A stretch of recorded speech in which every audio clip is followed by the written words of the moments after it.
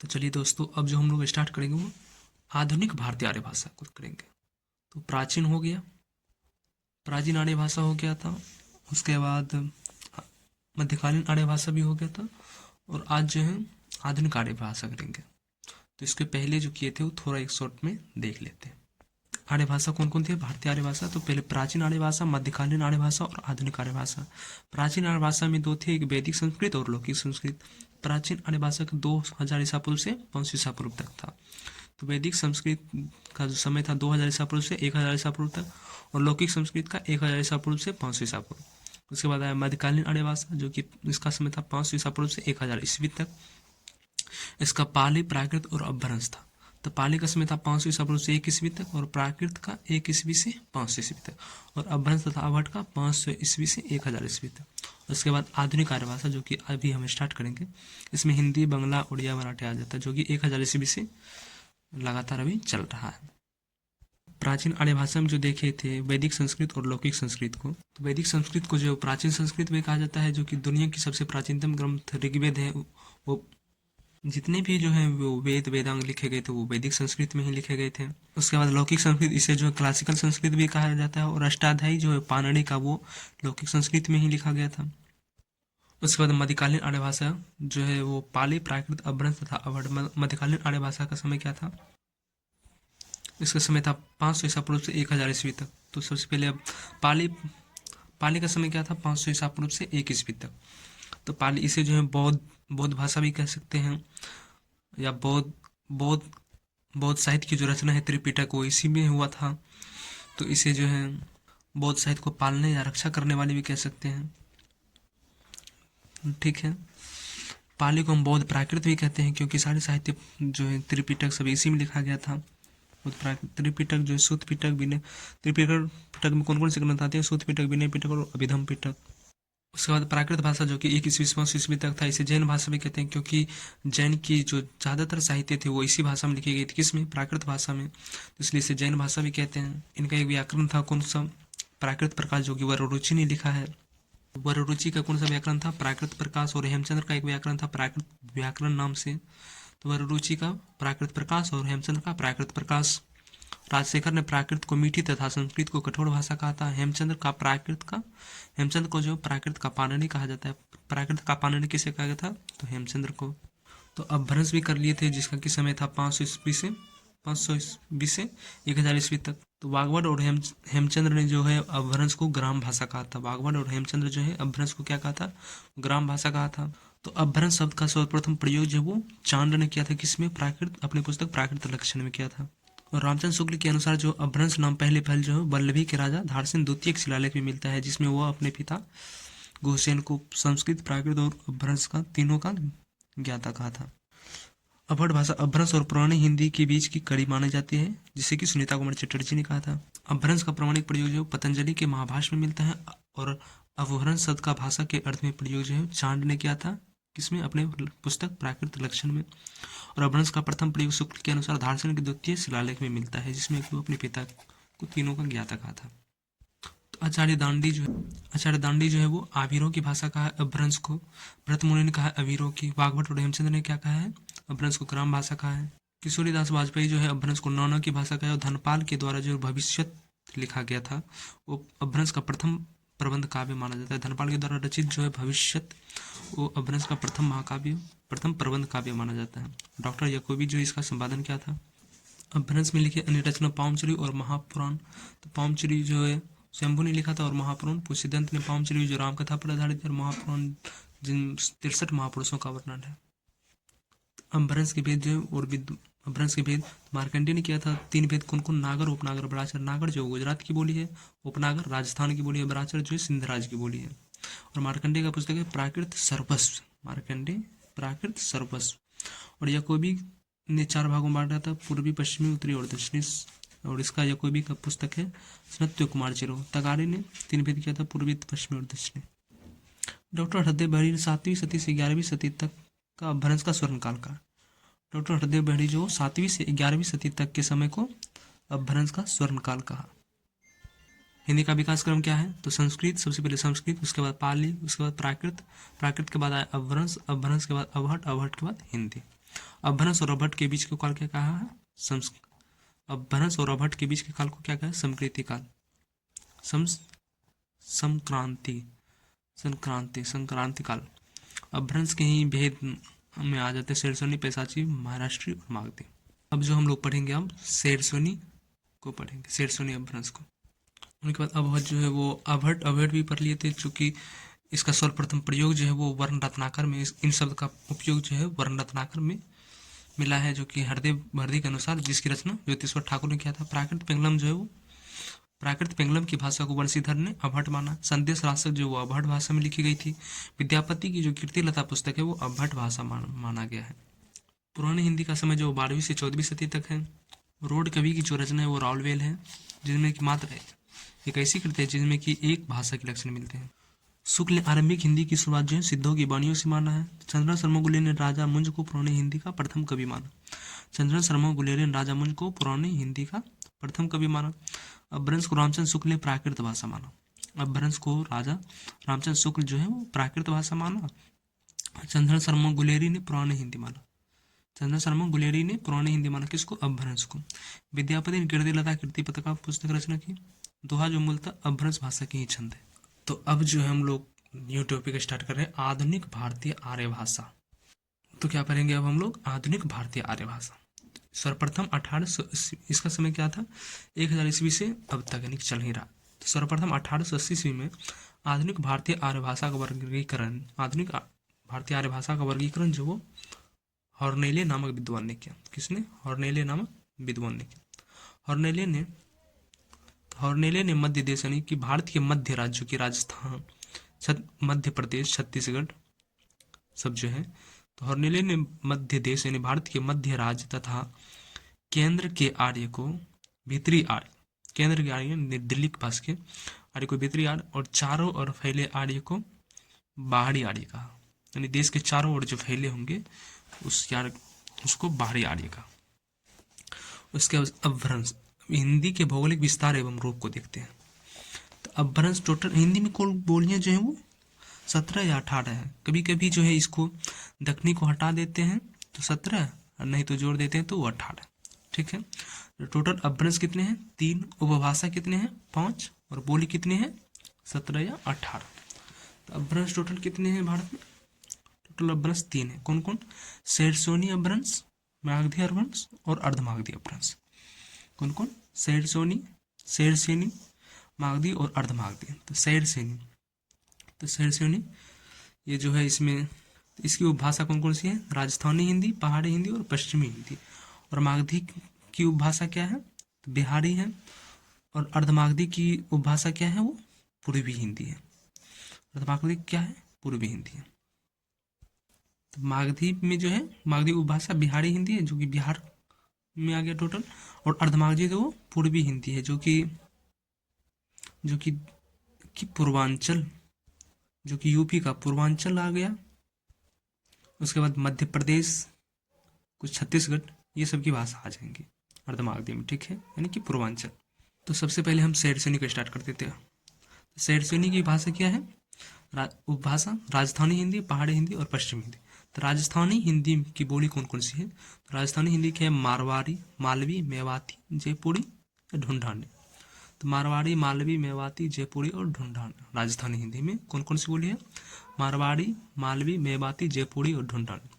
और पहाड़ी हिंदी जो कि उत्तराखंड पहाड़ है ना, तो पहाड़ी हिंदी इसलिए होगा उत्तराखंड सबका।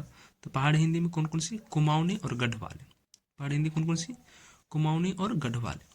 और पश्चिमी हिंदी, ये देखो बहुत इंपॉर्टेंट है, पश्चिमी हिंदी और पूर्वी हिंदी। बहुत बच्चे इस जगह फंस जाते हैं। ये पश्चिमी हिंदी जो है ये खास तौर पर दिल्ली के आसपास का क्षेत्र है। पश्चिमी हिंदी जो ये खास तौर पर दिल्ली के आसपास का क्षेत्र है। तो एक बार शेरसोनी का क्षेत्र दिखा देते हैं। ठीक है, तो ये देखो पहले आप लोग, ये भारत का नक्शा हो गया। ठीक है, अब हम जो है करेंगे शेरसोनी का क्षेत्र। ये हो गया दिल्ली। तो शेरसोनी जो है ये हो गया मिला जुला के यहाँ उत्तराखंड से होते हुए दिल्ली के पास से होते हुए हरियाणा हो गया, राजस्थान हो गया, गुजरात हो गया, गुजरात, राजस्थान, कुछ पंजाब से होते हुए, मतलब ये इतना बड़ा क्षेत्र है। अब ये जो है शैरसैनी क्षेत्र हो गया, अब शैरसैनी अपभ्रंश का क्षेत्र। अब इसके अंतर्गत उपभाषा जो है कौन कौन से हैं, वो राजस्थानी हिंदी जो कि राजस्थान से हो गया, पहाड़ी हिंदी ये उत्तराखंड से हो गया, उसके बाद पश्चिमी हिंदी, मेन रूप से पश्चिमी हिंदी। तो पश्चिमी हिंदी जो वो दिल्ली के आसपास के क्षेत्र हैं, जो कि हरियाणवी हो जाएगा, और इधर ब्रज की भाषा हो जाएगा, मतलब पास में ही तो है, दिल्ली के पास में। उसमें कन्नौजी यानी कन्नौज जो है, कन्नौज भी तो यही है, बुंदेली, बुंदेलखंड भी इधर ही है, पास में है, तो बुंदेलखंडी, ये सब पश्चिमी हिंदी में।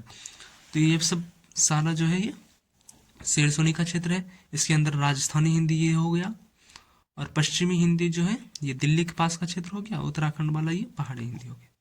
ठीक है, तो वही पढ़ते हैं।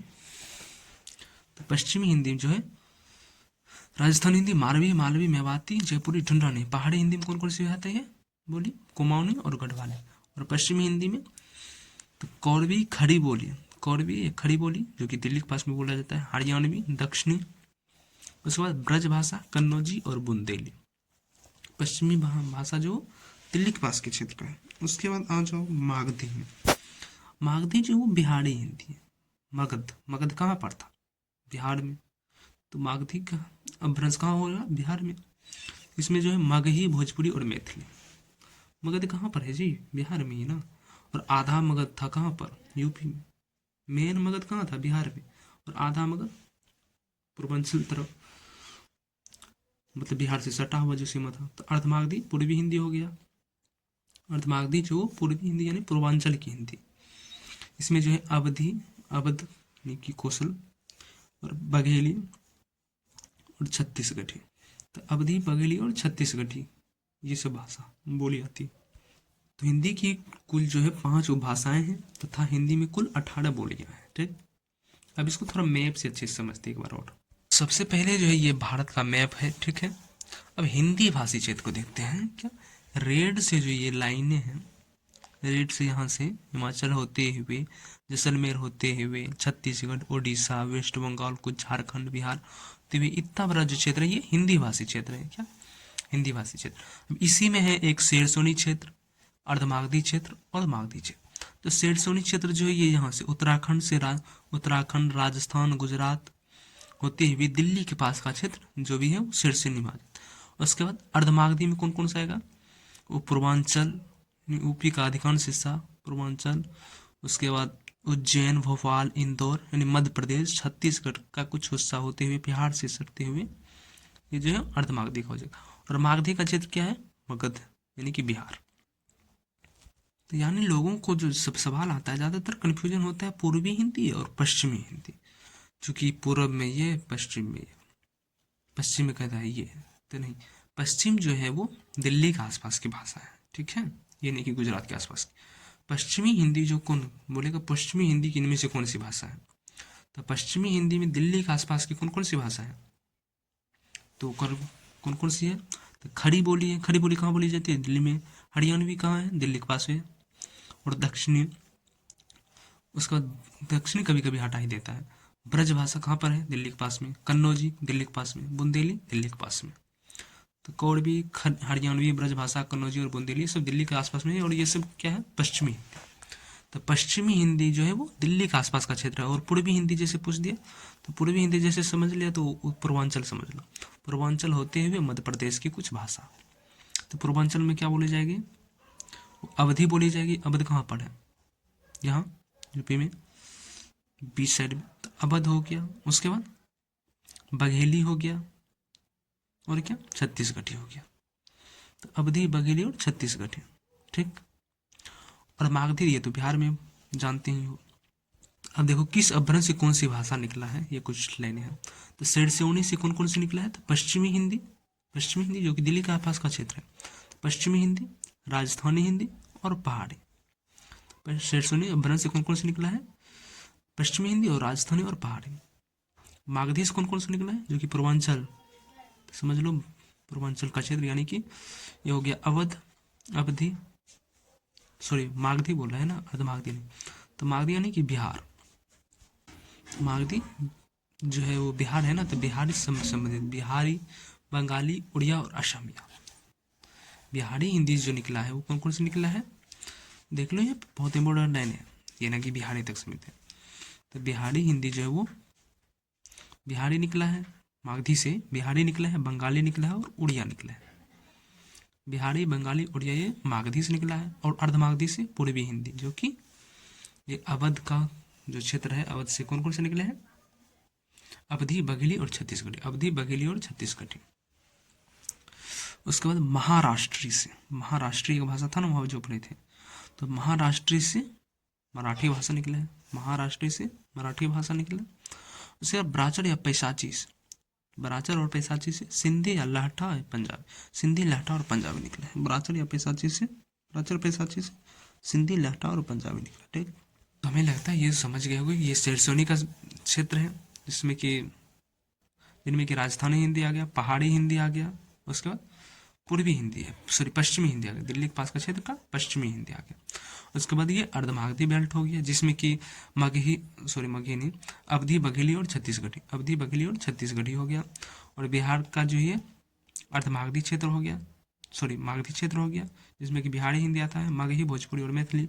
ऐसा नहीं कि इस मागधी में सिर्फ बिहारी ही भाषा है, और भी है कौन कौन से जो भी बोले थे, बिहारी, बंगाली,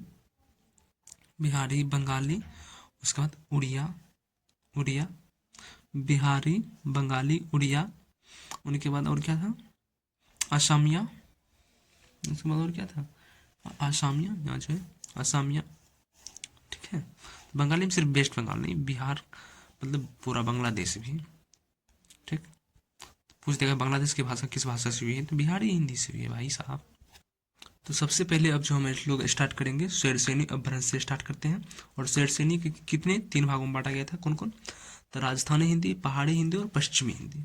इसको भाषा शेरसैनी कौन कौन सी थी, तो राजस्थानी हिंदी, पहाड़ी हिंदी और पश्चिमी हिंदी। तो राजस्थानी हिंदी से हम लोग स्टार्ट करेंगे। तो राजस्थानी हिंदी को जो सर जॉर्ज ग्रियर्सन ने राजस्थान की विभिन्न बोलियों को सामूहिक रूप से राजस्थानी हिंदी, तो राजस्थानी हिंदी जो है ग्रियर्सन साहब जो है, जॉर्ज ग्रियर्सन ने राजस्थान के विभिन्न बोलियों को जो है, राजस्थान में तो अनेकों प्रकार की बोली बोली जाती है, तो उन विभिन्न बोलियों को सामूहिक रूप से क्या कहता है, राजस्थानी हिंदी है ये। ठीक है, मार्कंडे की जो एक पुस्तक है प्राकृत सर्वस्व किसने लिखा था, मार्कंडे ने। उसमें अपभ्रंश के 3 भेद किए थे, कौन कौन से किए थे, तो नागर, उपनागर और एक क्या था बराचर। तो नागर कहाँ की भाषा थी, वो गुजरात की, और उपनागर कहाँ की, राजस्थान की, और उसके बाद एक था बराचर जो कि सिंध देश की थी। तो यही बोला है। तो मार्कंडे ने अपने ग्रंथ जो प्राकृत सर्वस्व में था, उन्होंने अपभ्रंश के 3 भेद किए थे, जिनमें से एक था उपनागर। क्या था, उपनागर। तो उपनागर जो है वो राजस्थान की बोलियों को ही उपनागर कहा जाता है, राजस्थान की बोलियों को ही उपनागर कहा जाता है। अब राजस्थानी हिंदी का क्षेत्र क्या है, तो इसका राजस्थान, मालवा, जनपद और सिंध, ये सब टॉवर बहुलक भाषा है ये। तो राजस्थानी हिंदी को बोलियों के क्षेत्र पर आधार पर 4 भेद किए गए, कौन कौन से, मारवाड़ी, मालवी, मेवाती और जयपुरी। तो मारवाड़ी का जो है पश्चिमी हिंदी है, यानी कि राजस्थान की पश्चिमी हिंदी है, और मालवी राजस्थान की दक्षिणी हिंदी है, और मेवाती उत्तरी हिंदी है, और जयपुरी पूर्वी हिंदी। तो मेवाती जो है राजस्थान की उत्तरी हिंदी है, उत्तरी, और जयपुर मालवी जो है दक्षिणी राजस्थानी है, और जयपुरी पूर्वी राजस्थानी है, पूर्वी राजस्थानी भाषा है, और मारवाड़ी पश्चिमी राजस्थानी भाषा है। ठीक है, ये बोली है। तो अब हम लोग जो है मारवाड़ी बहुत फेमस भाषा है, अब हम लोग मारवाड़ी से ही स्टार्ट करेंगे। तो ये मारवाड़ी जो है, मारवाड़ी स्टार्ट करते हैं। मारवाड़ी भाषा जो राजस्थान की सबसे प्रमुख बोलियों में से एक बोली है मारवाड़ी। मारवाड़ी जो है पश्चिमी हिंदी मारवाड़ी है, राजस्थान के पश्चिमी क्षेत्र में जो बोली जाती है वो भाषा मारवाड़ी है। इसका क्षेत्र क्या है, जोधपुर, अजमेर, मेवाई, सिरोही, बीकानेर, जैसलमेर, उदयपुर, चूरू, नागौर, पाली, जालौर और बाड़मेर। ठीक है, राजस्थानी हिंदी के 4 बोलियों में से प्रमुख बोली क्या है, मारवाड़ी है। उपबोली क्या है इसका, शेखावटी, मेवाड़ी और बागड़ी। मारवाड़ी की बोली क्या है, शेखावटी, मेवाड़ी और बागड़ी। पश्चिमी राजस्थानी प्लस अपभ्रंश, पश्चिमी राजस्थानी, पश्चिम में कौन सी मारवाड़ी बोली जाती है, तो पश्चिमी राजस्थानी प्लस अपभ्रंश मिलकर जो है डिंगल शैली को जन्म देते हैं। डिंगल और पिंगल होता है ना, तो डिंगल शैली को जो जन्म देते हैं वो पश्चिमी राजस्थानी और अपभ्रंश से मिल के जो है वो डिंगल शैली को जन्म देते हैं। पुरानी मारवाड़ी को ही डिंगल कहा जाता था, पुरानी मारवाड़ी को ही डिंगल कहा जाता है। ठीक, उसके बाद मालवी। तो मालवी जो है, जो कि दक्षिणी राजस्थान की प्रतिनिधित्व बोली मालवी है, ठीक है। उसके बाद मेवाती। मेवाती बोली जो मऊ जाति के निवास स्थान मेवात क्षेत्र की बोली है, ठीक है। मऊ जाति निवास स्थान मेवाती की बोली है, ठीक है। मेवाती एक मिश्रित उपबोली, मेवाती की एक मिश्रित उपबोली है जो कि अहिरवाटी है। कौन सी? मेवाती की उपबोली है, उपबोली अहिरवाटी। ये तो मेवाती भी बोली है ना। मेवाती की उपबोली कौन सी है? अहिरवाटी, ठीक। जयपुरी उपबोली को देखते हैं। तो जयपुरी, तो जयपुरी ये नाम से स्पष्ट है कि ये जयपुर के आसपास बोली जाती होगी। तो जयपुरी के जो क्षेत्र है ये जयपुर के आसपास बोला जाता है। इसे भी जो ढूंढानी भाषा भी कहते हैं। क्या कहते हैं? ढूंढानी भाषा भी कहते हैं। राजस्थान के पूर्वी भाग में बोली जाती है। इसका केंद्र मुख्यतः जयपुर है और इसे जो है ढूंढानी भी कहते हैं। जयपुरी को ढूंढानी भाषा भी कहते हैं, ठीक है। जयपुरी की उपबोली है एक हाड़ौती। कौन सी? हाड़ौती। अब जो पहाड़ी हिंदी को देखते हैं। क्या? पहाड़ी हिंदी। पहाड़ी हिंदी उपभाषा है, ठीक है। शेरसोनी का, शेरसोनी अपभ्रंश का जो है पहाड़ी हिंदी जो है शेरसोनी अपभ्रंश का पहाड़ी हिंदी उपभाषा है। जयपुरी उपभाषा नहीं, ये बोली है। जयपुरी क्या है? बोली है। तो पहाड़ी हिंदी जो है मुख्यतः उत्तराखंड की तरफ बोली जाती है, ठीक है। कुमाऊनी और गढ़वाल में बोली जाती है। इन पर जो है पहाड़ी हिंदी पर आर्य भाषा, संस्कृत, तिब्बत के साइड में है तो तिब्बती, चीनी का भी प्रभाव रहा है। इसके अंतर्गत दो बोलियां आती हैं। कौन सी? कुमाऊनी और गढ़वाली। तो कुमाऊनी को देखते हैं। तो नैनीताल, अल्मेडा एवं पिथौरगढ़ क्षेत्र में परंपरागत नाम से कुर्मांचल है, जिसे अब कुमाऊं कहते हैं। कुर्मांचल है, परंपरागत नाम से कुर्मांचल है, जो कि अब कुमाऊं कहते हैं, तथा यहाँ की बोली को कुमाऊनी कहते हैं, ठीक है। नैनीताल, अल्मोड़ा एवं पिथौरागढ़ के क्षेत्र का परंपरागत नाम जो है, इस क्षेत्र का नाम परंपरागत नाम क्या था? कुर्मांचल था, जिसे कि अब कुमाऊं कहते हैं। तो यहाँ की बोली को क्या कहेंगे? कुमाऊनी कहते हैं। तो गढ़वाली जो है वो 52 गढ़ियों यानी कि किला या दुर्ग में बटे होने के कारण, तो 52 गढ़ियों या किला या दुर्ग में बटे होने के कारण जो है, कारण केदारखंड क्षेत्र को गढ़वाल कहा जाता है। 52 गढ़ियों, किला या दुर्ग में बटे होने के कारण केदारखंड क्षेत्र को गढ़वाल कहा जाता है और यहाँ की बोली को गढ़वाली कहते हैं। उत्तराखंड राज्य के टिहरी गढ़वाल की बोली जो है गढ़वाली को आदर्श रूप मानी जाती है। टिहरी गढ़वाली बोली को जो है गढ़वाली का आदर्श रूप माना जाता है। इस पर पंजाबी और राजस्थानी का भी प्रभाव दिखाई पड़ता है। अब जो हम लोग स्टार्ट करेंगे सबसे महत्वपूर्ण पश्चिमी हिंदी, जो कि दिल्ली के आसपास का क्षेत्र है। दिल्ली के आसपास के क्षेत्र या सीमा से सटे हुए राज्य, उसकी मुख्यतः बोली है, ठीक है। कौन सी? पश्चिमी हिंदी, जो कि अपभ्रंश का ही एक भेद उपभाषा है। तो पश्चिमी हिंदी को देखते हैं। तो इसका विकास जो शेरसोनी अपभ्रंश से हुआ। इसका विकास किससे? शेरसोनी अपभ्रंश से हुआ है। यह हिंदी भाषा का सबसे बड़ा उपवर्ग है। यह हिंदी भाषा का क्या है? सबसे बड़ा उपवर्ग है। इसका क्षेत्र अंबाला से कानपुर तथा देहरादून से महाराष्ट्र तक है। इसके अंदर 5 बोलियां आती है। कौन कौन सी? हरियाणी, ब्रज, कन्नौजी, बुंदेली, कौड़वी या खड़ी बोली। दिल्ली के आसपास क्षेत्र की बोली। क्या? दिल्ली के आसपास के क्षेत्र की बोली इसके अंतर्गत आती है, पश्चिमी हिंदी के अंतर्गत। तो हरियाणवी, ब्रज, कन्नौजी, बुंदेली और कौड़वी या खड़ी बोली, ठीक है। तो अब सबसे पहले हरियाणवी को देखते हैं। इसे बांगरू भाषा भी कहते हैं, ठीक है। तो हरियाणवी ये कहाँ की भाषा है? नाम से स्पष्ट है कि हरियाणवी यानी कि हरियाणा से संबंधित होगा। गिरिसन ने इसे बांगरू भाषा भी कहा। हरियाणवी भाषा को जो है जॉर्ज गिरिसन ने बांगरू भाषा भी कहा है। यहाँ पे जाटों की अधिकता अधिक होने से, जाटों की संख्या अधिक होने के कारण इसे जाटो भी कहा गया। हरियाणवी भाषा को जो है गिरिसन ने बांगरू भाषा भी कहा और हरियाणा में जाटों की संख्या अधिक है तो इसलिए इसे जाटो भाषा भी कहा गया है, ठीक है। देखो, धीरेन्द्र वर्मा ने हरियाणवी को स्वतंत्र बोली न मानकर खड़ी बोली का ही एक रूप माना है। धीरेन्द्र वर्मा जो है वो हरियाणवी को स्वतंत्र रूप न मानकर खड़ी बोली का ही एक रूप माना है। इनमें लोक साहित्य जो है पर्याप्त मात्रा में मिलते हैं। हरियाणवी में जो है लोक साहित्य जो है पर्याप्त मात्रा में मिलते हैं, ठीक। अब ब्रज भाषा को देखते हैं। तो ब्रज का अर्थ होता है पशुओं या गायों का समूह या चारागाह।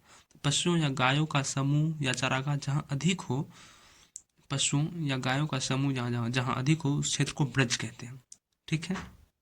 ब्रज भाषा के क्षेत्र क्या क्या है? वो मथुरा, आगरा, अलीगढ़, ये सब तो जान भी करते हो, बुलंदशहर, मैनपुरी, बदायूं, बरेली, ठीक है। इसमें साहित्य, ब्रज भाषा की साहित्य देखो, तुलसीदास इसी में लिखे हैं। तो तुलसीदास के अलावा जो है कृष्ण भक्ति शाखा के कवि और रीतिकाल यानी कि श्रृंगार के कवियों ने ब्रज भाषा का प्रयोग किया है।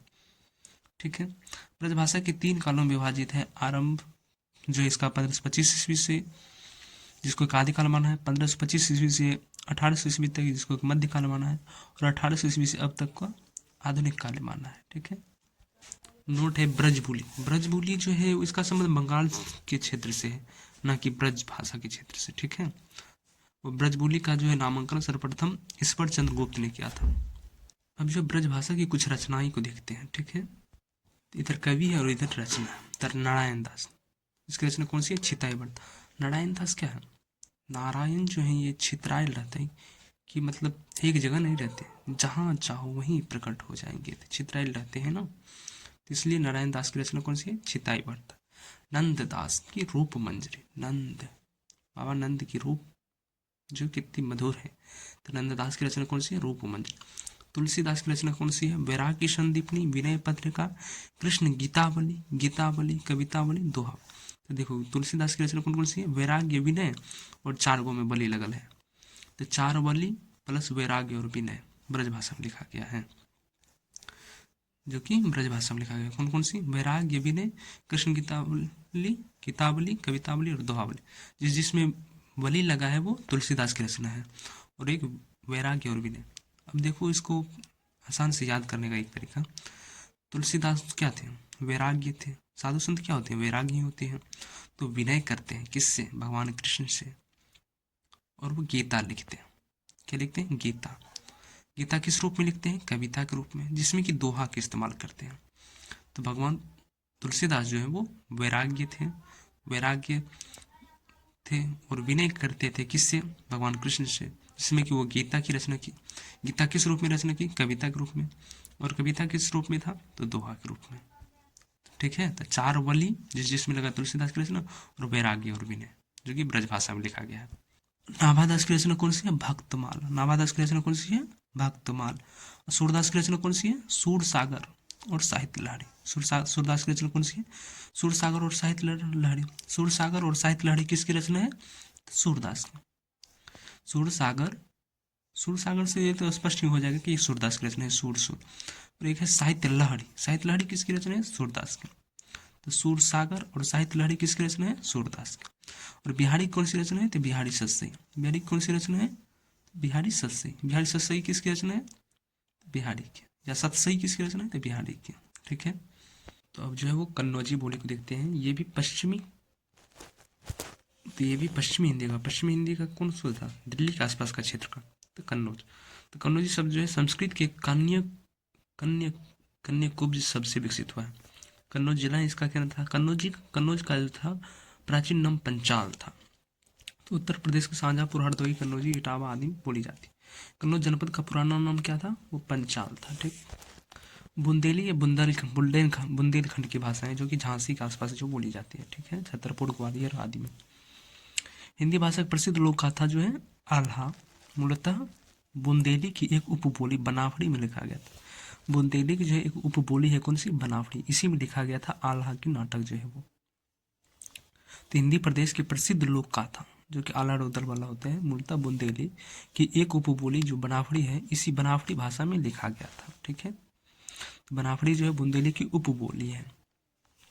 उसके बाद जो है इसका लोक साहित्य जो है पर्याप्त मात्रा में है, तथा इसरू के फाग जो कि बहुत प्रसिद्ध है, बुंदेली का ही एक साहित्य है इसरू की फाग। इसरू की फाग किस बोली का है? बुंदेली का। धीरेन्द्र बर्मन इन्हें कन्नौजी के समान ही ब्रज की एक उपबोली माना है। धीरेन्द्र बर्मन इन्हें कन्नौजी के समान ही ब्रज की एक उपबोली माना है। कौरवी या खड़ी बोली को देखते हैं। तो कौरवी या खड़ी बोली, खड़ी बोली या मानक हिंदी का आधार कौरवी है। खड़ी बोली या मानक हिंदी का आधार जो है कौरवी है। कौरवी के क्षेत्र के पहले कुरु जनपद कहते थे। कौरवी क्षेत्र को पहले कुरु जनपद कहते थे। इसी के आधार पर जो राहुल संकृताय ने इन्हें कौरवी कहा है। कुरु जनपद यानी कि महाभारत वाला जो कुरु वंश था, तो राहुल संकृताय जो है कुरु जनपद कहते थे। इसी के आधार पर जो है कुरु जनपद था तो कौरवी नाम रख दिया। किसने रखा? तो राहुल संकृताय ने। कौरवी भाषा का नाम कौरवी किसने रखा? तो राहुल संकृताय ने। तो कौरवी किसने नाम रखा था? राहुल संकृताय ने। और शुक्ल जी ने इसे क्या कहा था? तो खड़ी बोली शुद्ध बोली कहते हैं। शुक्ल जी इसे खड़ी बोली या शुद्ध बोली कहते हैं। शुक्ल जी ने क्या कहा था, इसे खड़ी बोली और शुद्ध बोली कहा। सर्वप्रथम लल्लू लाल देखते हैं आगे। तो शुक्ल जी ने इसे खड़ी बोली शुद्ध बोली कहा है। सर्वप्रथम लल्लू लाल ने इसे खड़ी बोली कहा। कौरवी को जो है सर्वप्रथम लल्लू लाल ने खड़ी बोली कहा था। गिलक्राइस्ट ने इसे गंवारू भाषा कहा। गंवारू भाषा किसे कहा है, तो कौरवी को जो है गिलक्राइस्ट ने गंवारू भाषा कहा। और सुनीति कुमार चटर्जी ने इसे सीधी बोली कहा। तो एक बार आसान फिर से देख लेते हैं। कौरवी बोली कुरु जनपद होने के कारण जिसे जो राहुल संकृत्यायन जो है वो कौरवी कहा। कुरु जनपद के कारण जो है राहुल संकृत्यायन इसे कौरवी कहा। और शुक्ल जी इसे शुद्ध बोली या खड़ी बोली कहा है। उसके बाद लल्लू लाल जो है सर्वप्रथम इसे खड़ी बोली कहा था। सर्वप्रथम कौरवी को लल्लू लाल ही जो है खड़ी बोली कहा। और गिलक्राइस्ट ने इसे गंवारू भाषा कहा। गिलक्राइस्ट ने इसे क्या कहा था, कौरवी को गंवारू भाषा कहा। और सुनीति कुमार चटर्जी ने इसे सीधी बोली कहा है। ठीक है, तो ये खत्म हुआ। अब जो पढ़ेंगे वो अर्धमागधी को पढ़ेंगे। इसको अर्धमागधी। तो चलो अब जो हम लोग स्टार्ट करते हैं वो अर्धमागधी। अर्धमागधी जो है वो पूर्व हिंदी शेरसोनी अपभ्रंश का जो है भाषा है। उपभाषा अर्धमागधी है। और शेरसोनी अपभ्रंश का जो उपभाषा है वो अर्धमागधी है। और इसकी नहीं अर्धमागधी भी एक अपभ्रंश ही है। और अर्धमागधी जो है एक अपभ्रंश है। और इसमें जो है इसका उपभाषा पूर्वी हिंदी है। क्या है, पूर्वी हिंदी। और इनसे निकला है अवधी, बघेली और छत्तीसगढ़ी। कौन कौन सी, अवधी, बघेली और छत्तीसगढ़ी। तो 3 बोलियां हैं, अवधी, बघेली और छत्तीसगढ़ी। ठीक, तो सबसे पहले हम पूर्वी हिंदी को देखते हैं। किसको, पूर्वी हिंदी जो है अर्धमागधी का उपभाषा या अर्धमागधी अपभ्रंश से निकली हुई उपभाषा है, जिसके अंतर्गत 3 बोलियां आती हैं। कौन कौन सी, अवधी, बघेली और छत्तीसगढ़ी। तो अवधी में क्या है, अवध का पुराना नाम क्या था, कौशल था। तो इसलिए इसे कोसली भी कहते हैं, कोसली भाषा भी कहते हैं या और तथा इसे बैसवाड़ी भी कहते हैं। तो अवध का प्राचीन नाम कौशल था, इसलिए इसे कोसली भी कहते हैं तथा इसे बैसवाड़ी भी कहा जाता है। क्या, बैसवाड़ी भी कहते हैं। इसका क्षेत्र क्या है, फैजाबाद, सुल्तानपुर, अम्बेडकर नगर आदि। प्राकृत पेंगलम में पुरानी अवधि के रूप में मिलते हैं। प्राकृत पेंगलम जो था पुरानी अवधि के रूप में मिलते हैं। अब बघेली को देखेंगे। नहीं, बघेली नहीं, कुछ और महत्वपूर्ण इसके बिंदु हैं, तो उसको देखते हैं पहले। तो मुख्य रूप से किसके मुख्य रूप से राम भक्ति शाखा के कवि रामचरित्र मानस केंद्र में है। राम भक्ति शाखा के कवि जो है कौन, तुलसीदास, जो कि रामचरित्र मानस केंद्र में है। किसके केंद्र में, कौशली या अवधी भाषा में। इसके अलावा सूफी काव्य पद्मावत वगैरह आदि है। तो मुल्ला दाऊद की रचना एक चंद्रायन। मुल्ला दाऊद की रचना कौन सी है, चंद्रायन। इसको याद करने के लिए एक ट्रिक भी बताए थे। मुल्ला क्या देखता है, चांद को देखता है। मुल्ला दाऊद की क्या हो जाएगी, चंद्रायन। तो मुल्ला दाऊद की चंद्रायन साहित्यिक दृष्टि से अवधी का प्रथम ग्रंथ माना जाता है। मुल्ला दाऊद का चंद्रायन जो है वो साहित्यिक दृष्टि से अवधी का प्रथम ग्रंथ मानते हैं। किंतु शुक्ल जी ने अवधी का सबसे पुराने ग्रंथ किसको माना है, सत्यवर्ती कथा को। शुक्ल ने अवधी की सबसे पुरानी कथा किसे माना है, सत्यवर्ती कथा को। सत्यवर्ती कथा जो कि है शुक्ल जी ने अवधी की सबसे पुरानी रचना माना है। ठीक है, अब बघेली को देखेंगे।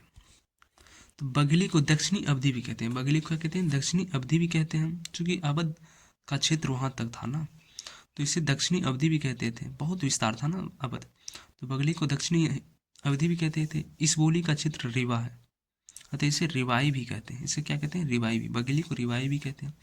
रेवा के आसपास का क्षेत्र बघेली राजपूतों के वर्चस्व के कारण बघेलखंड कहलाया। रेवा के जो है आसपास का क्षेत्र बघेल राजपूतों के वर्चस्व के कारण बघेलखंड कहलाया। और यहाँ की बोली बघेलखंडी कहलाई। तो बघेल राजपूतों के कारण हुआ था। इसका क्षेत्र क्या है, मध्य प्रदेश, जबलपुर, बालाघाट, फतेहपुर, हिमरपुर आदि। ठीक, अब छत्तीसगढ़ी देखते हैं। तो छत्तीसगढ़ की बोली छत्तीसगढ़ी कहलाई। छत्तीसगढ़ की बोली, छत्तीस को गढ़ था, उसकी बोली जो है छत्तीसगढ़ की बोली छत्तीसगढ़ी कहलाई। इसे लड़िया या खलटाई भी कहते हैं। तो छत्तीसगढ़ी को जो है छत्तीसगढ़ी भाषा को लड़िया या खलटाई। तो लड़िया या खलटाई किस भाषा को कहते हैं, छत्तीसगढ़ की भाषा को लड़िया या खलटाई भी कहते हैं। छत्तीसगढ़ी को क्या, लड़िया या खलटाई भी कहते हैं। छत्तीसगढ़ राज्य के इतिहास में दक्षिणी कौशल भी कहा गया है। छत्तीसगढ़ राज्य को इतिहास में दक्षिणी कौशल भी कहा गया है। इसका क्षेत्र क्या है? कोरिया, बिलासपुर, रायपुर, दुर्ग। तो छत्तीसगढ़ी भाषा को क्या क्या कहा गया है? लड़िया या खलटाई। लड़िया भाषा कहाँ की है? तो छत्तीसगढ़ी। खलटाई भाषा कहाँ की है? छत्तीसगढ़ की। लड़िया या खलटाई जो कि छत्तीसगढ़ का ही नाम है, छत्तीसगढ़ी की ही नाम है। लड़िया खलटाई छत्तीसगढ़ी, छत्तीसगढ़ की भाषा है। छत्तीसगढ़ी का ही नाम है लड़िया या खलटाई। तो अर्धमागधी खत्म हुआ, अब मागधी स्टार्ट करेंगे, जो कि अपना बिहार से स्टार्ट करें। तो मागधी अपभ्रंश है, ठीक है। और मागधी अपभ्रंश में से बिहारी हिंदी जो है वो उपभाषा है। तो बिहारी हिंदी कोई बोली नहीं है, बल्कि बिहारी एक संकल्पना सोच है। बिहारी हिंदी कोई बोली नहीं, बल्कि बिहारी एक संकल्पना सोच है, जिसे ग्रियर्सन ने बिहारी हिंदी क्षेत्र के आधार पर किया। यह मागधी अपभ्रंश से निकली है। बिहारी हिंदी किससे? मागधी अपभ्रंश से निकली है। इसके अंतर्गत 3 बोलियां आती, कौन कौन सी? भोजपुरी, मगही और मैथिली। भोजपुरी, मगही और मैथिली। तो सबसे पहले हम भोजपुरी को देखेंगे। तो भोजपुरी, तो इसका नाम से ही है कि ये भोजपुर जिला से लगभग उत्पन्न हुआ होगा। तो यह जो है भोजपुर स्थान से निकला है। भोजपुरी बोली को जो अर्थ में सर्वप्रथम प्रयोग 1789 ईस्वी में राजा चेतन सिंह के सिपाहियों की बोली के लिए हुआ था। भोजपुरी बोली का अर्थ में सर्वप्रथम प्रयोग जो है वो 1789 ईस्वी में राजा चेतन सिंह के सिपाहियों की बोली के लिए हुआ था। अब भोजपुरी का नाम किसने दिया? तो रेमंड। रेमंड एक ब्रांड है ना, तो वही समझ लो। और भोजपुरी भी ब्रांड है, रेमंड भी ब्रांड है। तो रेमंड, भोजपुरी का नाम कोई ब्रांड ही तो रखेगा ना, तो रेमंड भी एक ब्रांड है। तो भोजपुरी का नाम किसने रखा था? रेमंड ने। तो रेमंड ने भोजपुरी का नाम दिया। बोलने वालों की संख्या से भोजपुरी का स्थान 1 है। सबसे ज़्यादा अगर कोई बोली बोली जाती है तो भोजपुरी बोली जाती है। भोजपुरी का स्थान प्रथम। बोलने वालों की संख्या की दृष्टि से हिंदी की बोलियों में भोजपुरी का स्थान प्रथम। बिहार राज्य का भोजपुर जो जनपद है इस बोली का केंद्र है, ठीक। अब देखो ये कहाँ कहाँ बोला जाता है। उत्तर प्रदेश के पूर्वोत्तर भाग यानी पूर्वांचल में गाजीपुर, देवरिया, बलिया, आजमगढ़, चंदौली, कुशीनगर, जौनपुर, मिर्जापुर आदि में, ठीक। उसके बाद ये भोजपुरी जो है ये इकार बोला है। का ये भोजी का करताली का हो गई दोहरा के, तो इकार बोला है। और भोजपुरी का शेक्सपियर किसे कहा जाता है? तो भिखारी ठाकुर को। तो भोजपुरी का नाम किसने रखा था? तो रेमंड ने। और भोजपुरी का शेक्सपियर किसे कहा जाता है? तो रेमंड अथी भोजपुरी का नाम किसने रखा? तो रेमंड ने रखा था। और कहाँ से उत्पन्न हुआ था? तो भोजपुर जिला से। और जो है इसका शेक्सपियर किसे कहा जाता है? तो भिखारी ठाकुर को कहा जाता है। तो भोजपुरी का शेक्सपियर किसे कहा जाता है? भिखारी ठाकुर को कहा जाता है शेक्सपियर। भिखारी ठाकुर को जो है भोजपुरी का शेक्सपियर कहा जाता है। उन्होंने विदेशिया सहित 12 नाटकों की रचना की थी। भिखारी ठाकुर ने कितने? विदेशिया सहित 12 नाटकों की रचना की थी। और भोजपुरी का शेक्सपियर कहा जाने वाले भिखारी ठाकुर। अब मगही को देखते हैं। तो मगही या मागधी अर्थ है मगध की भाषा, जो कि पटना के आसपास बोला जाता है। मगही या मागधी का अर्थ है मगध की भाषा, जो कि पटना के आसपास यानी कि गया जिला सब में बोला जाता है। मगही का परिनिष्ठ रूप गया है। मगही का परिनिष्ठ रूप गया जिले में मिलता है, ठीक। अब मैथिली आ जाते हैं। तो मैथिली जो वो मागधी अपभ्रंश के मध्यवर्ती रूप से हुआ है। मैथिली की जो उद्भव यानी विकास जो हुआ है वो मागधी अपभ्रंश के मध्यवर्ती रूप से हुआ है। मिथिला की बोली को मैथिली कहा गया है। मिथिला की बोली को क्या कहा गया? मैथिली। मिथिला की ही बोली को मैथिली कहा गया। और इसका क्षेत्र क्या है? बिहार के उत्तरी भाग यानी कि पश्चिम चंपारण, मुंगेर, भागलपुर, सहरसा, दरभंगा, पूर्णिया, परागना आदि, ठीक। मैथिली का नाम किसने दिया? ये बहुत इंपॉर्टेंट है। मैथिली का नाम जो वो कोलब्रुक ने दिया था। मैथिली का नाम किसने दिया था? कोलब्रुक ने दिया था। मैथिली का नाम किसने दिया था? कोलब्रुक ने। तो देखो मैथिली का उद्भव कहाँ से हुआ था? मागधी अपभ्रंश से। और मिथिला की बोली को मैथिली कहा गया है। इसका क्षेत्र तो जानबे करते हो, बिहार के उत्तरी भाग, पश्चिमी चंपारण, मुंगेर, भागलपुर, सहरसा, दरभंगा, पूर्णिया, परागना। और मैथिली का नाम किसने दिया था? कोलब्रुक ने। अरे मिथिला में चापाकल को क्या कहा जाता है? कोल कहा जाता है ना, कोल। कोल के पानी भर के लिया तो कोल। मैथिली तो मैथिली नाम क्या देते? कोलेन देते, कोलब्रुक। सीधा समझो ऐसे टेर टार। कोल कहते हैं ना मिथिला में चापाकल को, तो कोलब्रुक मैथिली नाम दे दिया। मैथिली भाषा में क्या कहते हैं चापाकल को? कोल। तो मैथिली नाम भी दिया कोलब्रुक। विद्यापति की जो पदावली की भाषा है वो मैथिली है। विद्यापति की पदावली की भाषा कौन सी है? मैथिली है। अब इम्पोर्टेंट लाइन को देख लेते हैं, मतलब जो सब पढ़े उसमें से जो इम्पोर्टेंट चीज़ें थे उनकी कुछ देख लेते हैं। तो इधर हो गया बोली, इधर अन्य नाम और इधर उपबोली। ठीक है, तो देखते हैं हरियाणी बोली है ना, इसका अन्य नाम क्या है, बांगरू और देशवली। हरियाणी का अन्य नाम क्या है, बांगरू और देशवली। और हरियाणी का उपबोली कौन सी है, जाटू और चमरवा। ठीक है, तो हरियाणवी का अन्य नाम क्या है, बांगरू और देशवली। उपबोली क्या है, जाटू और चमरवा। अब ब्रजभाषा देखो, ब्रजभाषा ये बोली है, इसका अन्य नाम क्या है, अंतर्वेदी। अंतर्वेदी। इसका उपबोली क्या है, बुक्सा और जादोवाटी और डांगे। बुक्सा, जादोवाटी और डांगे।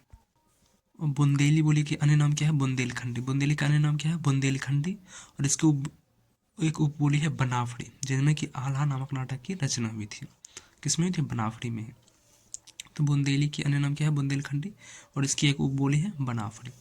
अवधि, अवधि का अन्य नाम क्या है, कोसली और बैसवाड़ी या विप या विम्स। और इसका उपबोली क्या है, जोलाहा। कौरवी, कौरवी का उपबोली क्या है, कौरवी किसने नाम रखा था, राहुल शंकरतैन ने। कौरवी का नाम क्या है, खड़ी बोली। खड़ी बोली किसने कहा था, तो राहुल शंकरतैन भी, सॉरी, रामचंद्र शुक्ल भी कहा था। और सबसे पहले किसने कहा था खड़ी बोली, तो लल्लू लाल ने। किसने, लल्लू लाल। तो किसने कहा था, लल्लू लाल ने। और छत्तीसगढ़ी, तो छत्तीसगढ़ी का अन्य नाम क्या है, खलटाही और लड़िया। खलटाही और लड़िया इसका नाम है छत्तीसगढ़ी। और बघेली का अन्य नाम क्या है, रिवाई। क्या, रिवाई। और डिंगल, डिंगल का अन्य नाम क्या है, भाट भाषा। डिंगल का अन्य नाम क्या है, भाट भाषा। अब जो कुछ बोली देखते हैं और उसके नामांकन करता है, जिसका कि कुछ बोली देखते हैं और उसका नाम किसने रखा। ठीक, तो कौरवी का नाम किसने रखा था, तो राहुल शंकरतैन ने। कौरवी का नाम किसने रखा, राहुल शंकरतैन ने, चूंकि वहाँ कुरु वंश था, तो इसलिए राहुल शंकरतैन ने उसको वहाँ की बोली को कौरवी रख दिया।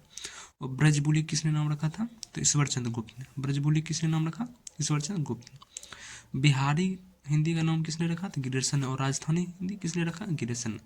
तो गिरिशन, बिहारी और राजस्थानी दोनों हिंदी दोनों का नाम रखा था गिरिशन। बिहारी हिंदी और राजस्थानी हिंदी किसने रखा, गिरिशन। डिंगल नाम किसने रखा था, बांकी दास। डिंगल, डिंगल बोली का नाम किसने रखा था, बांकी दास ने। भोजपुरी का नाम किसने रखा था, रेमंड ने। जो ब्रांड है ना, भोजपुरी भी ब्रांड है एक तरीका से, और रेमंड भी ब्रांड है। भोजपुरी का नाम किसने रखा था, रेमंड ने। और मैथिली का नाम किसने रखा था, कोलब्रुक ने। मैथिली को कोलब्रुक ने, क्योंकि मिथिला में हम लोग चापाकल को कोल कहते हैं। क्यों कहते हैं, यही कोलब्रुक के कारण।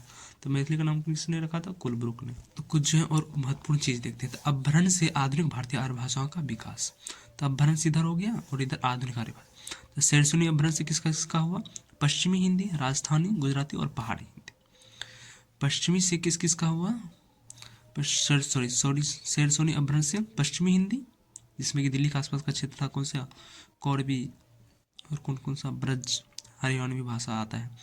तो शेरसोनी अपभ्रंश में कौन कौन सी आधुनिक आर्य भाषा आता है, पश्चिमी हिंदी, राजस्थानी, गुजराती और पहाड़ी, जो कि कुमाऊं गढ़वाली आता है। मागधी अपभ्रंश से बिहारी, बंगला, उड़िया, असमिया। ठीक। अर्धमागधी से पूर्वांचल वाला पूर्वी हिंदी, अवधी, बघेली और छत्तीसगढ़ी। और सांची अपभ्रंश से लहदा और पंजाबी। ब्राचर अपभ्रंश से सिंधी, ब्राचर से सिंधी। और महाराष्ट्रीय अपभ्रंश से मराठी।